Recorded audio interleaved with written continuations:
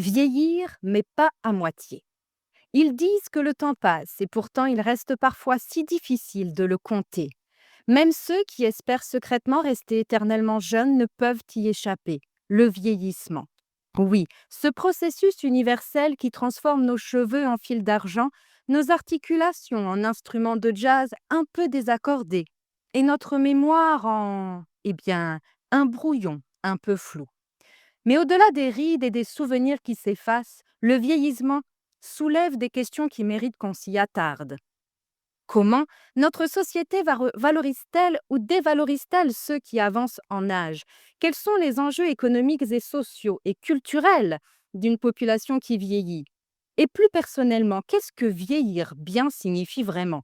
Accumulation de sagesse, préservation de l'autonomie ou juste apprendre à rire de ses propres oublis? Vieillir, c'est aussi entrer dans un monde où le temps n'est plus seulement un repère, mais un compagnon exigeant.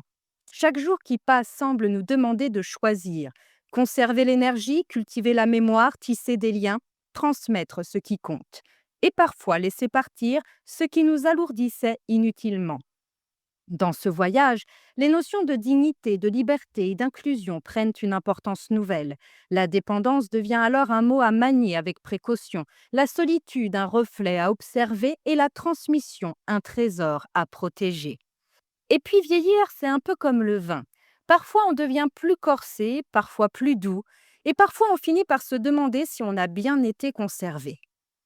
Mais ce qui reste au fil des années, c'est cette capacité à surprendre, à inventer, à sourire face à l'imprévu.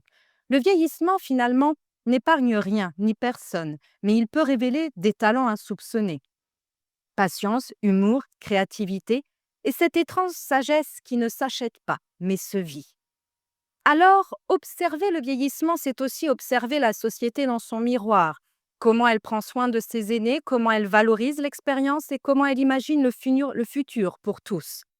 Et si le défi ultime n'était pas seulement de vivre longtemps, mais de vivre pleinement, en jonglant avec le temps et avec nos souvenirs, en gardant la curiosité et en accueillant chaque âge avec l'attention qu'il mérite?